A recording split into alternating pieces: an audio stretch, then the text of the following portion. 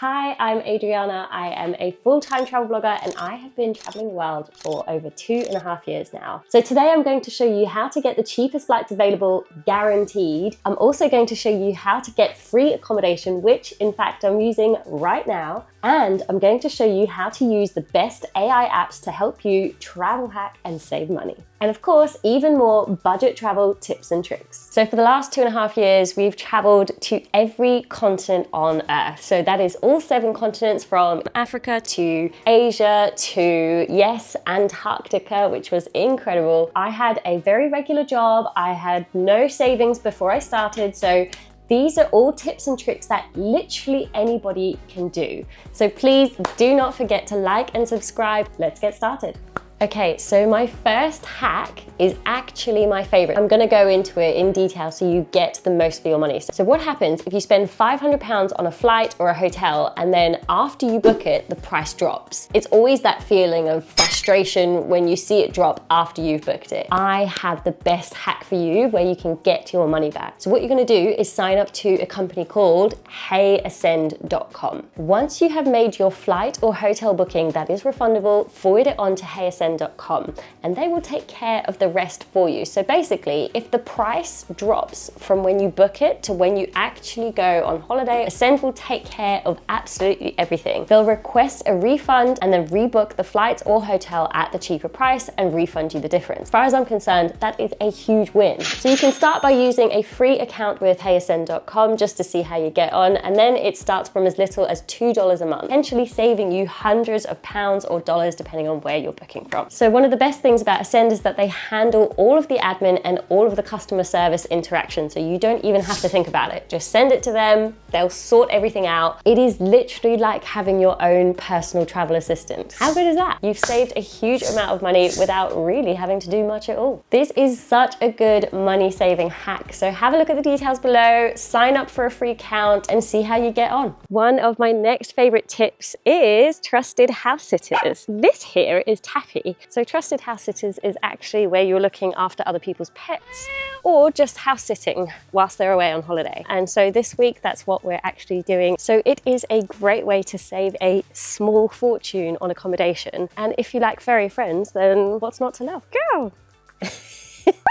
So the annual membership fee is £99, but with the code WANDER25, you can get 25% off. It's less than a tenner a month. It is a great way to visit places and you get cuddly little friends to come with it. So the key perk is essentially free accommodation, live like a local and have a furry friend. So the next one you should be doing, if you are not already, is using an eSIM before you get to any country. As we all know, roaming charges are extremely expensive. When I used to go to different countries, I used to buy a local SIM and it was just such a nightmare because then I was always worried about losing my actual SIM card. So what you can do now is download an app, try Aerolo, Jetpack or Holofly, and make sure you download your eSIM before you get to your destination. So you need to be connected to Wi-Fi when you're downloading it and then installing the eSIM. It's pretty simple and I use the internet a lot, obviously, being a social media travel blogger. It is so much more affordable than obviously roaming charges. Plans often start from just around £5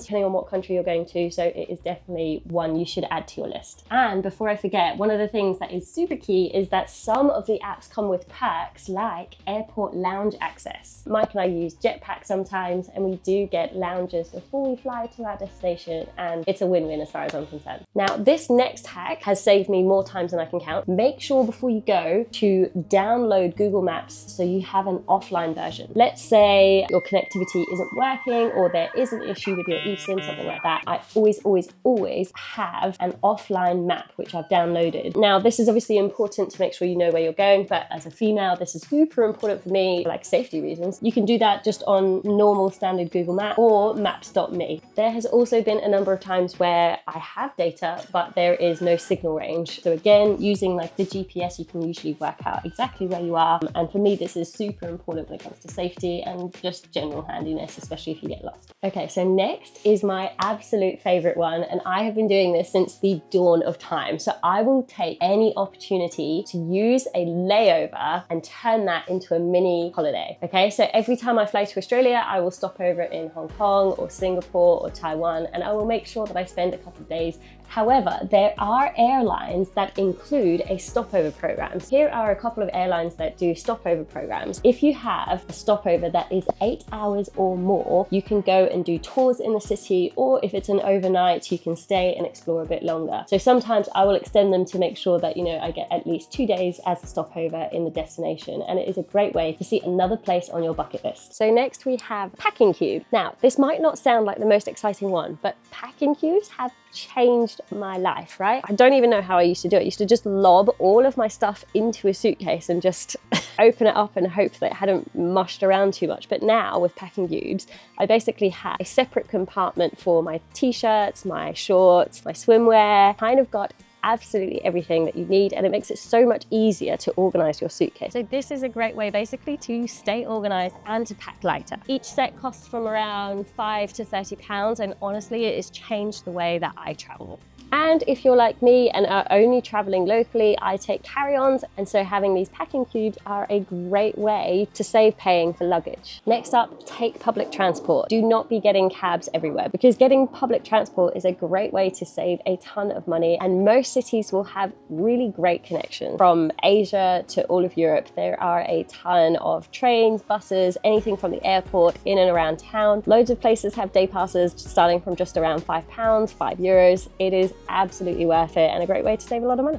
Every day I thank my friend who works in a bank who told me exactly which travel credit cards to get, because this has honestly been a lifesaver. What you want is a credit card that doesn't charge you a ton of money for every exchange that you do. So I use Halifax, but there are a ton of different ones that you can use, and it basically gives you a really good exchange rate without taking a large cut of money. It might charge us something like a penny, which frankly is a great deal, because whenever you try and take out money in foreign currencies, it's often super expensive. Some of the really popular travel credit cards include Wise, Revolut, the Halifax Clarity credit card. Definitely worth doing some research and finding out which one is best for you. So my next travel tip is to travel overnight. Now, I don't necessarily mean to sleep standing up straight. There are plenty of options where you can book sleeper beds overnight and wake up in a new place, which Mike and I have done a ton of times, and it's a really easy way to basically wake up in a new destination. So we have done sleeper trains in Egypt, for example. You basically book a bed, you get a private cabin. We also did a sleeper ferry. We have also done sleeper buses, and again we book the chairs that recline, so it's basically like sleeping in a bed. So it saves on accommodation overnight, it saves on a flight as well. So as far as I'm concerned, it's a win-win. Give it a go and save a bunch of cash.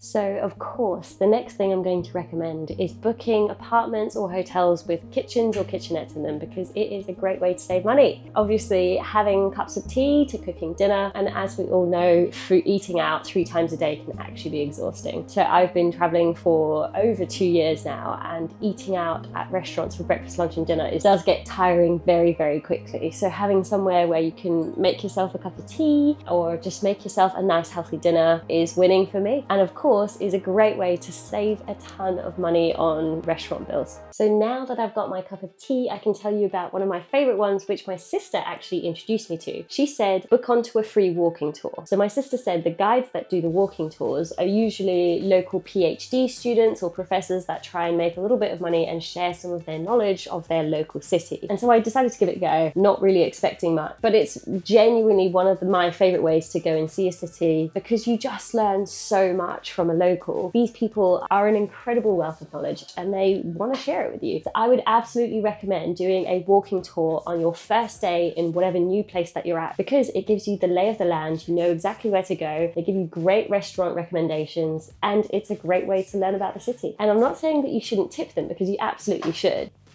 Cheers. So from all of the travel hacks today, I think my favorite is probably going to be Ascend, just because it's so easy and you don't really have to do anything beyond forwarding on your confirmation to heyascend.com. So for me, accommodation and flights are generally always going to be the most expensive things that I spend my money on. So even if you're saving like a small percentage of your total flight fare or your hotel booking, that can still be hundreds of pounds. And as we know, it can really go a long way. But if you think I've missed any, let me know what you think they are in the comments, because I would love to hear your travel saving hack. Please don't forget to like, subscribe, and happy traveling.